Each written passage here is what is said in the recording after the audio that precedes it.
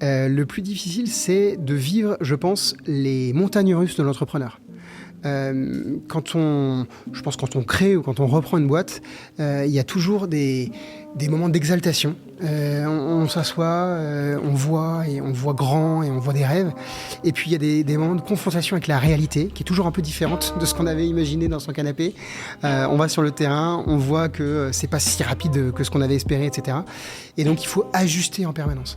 Il faut ajuster ça de manière professionnelle, donc l'entreprise à la structure de la société, mais aussi s'ajuster intérieurement, parce que ça fait des chocs émotionnels, de vivre des grands moments d'exaltation, et puis de vivre des grands downs, comme ce que je te disais, quand on a appris que l'investisseur levait le crayon pour investir chez nous. Là, c'est une vraie sidération. Donc c'est comment on fait pour rebondir sans cesse, pour pas perdre cette énergie, pour pas s'user. Ça passe par un rythme de vie sain, et être capable de garder ce rythme de vie.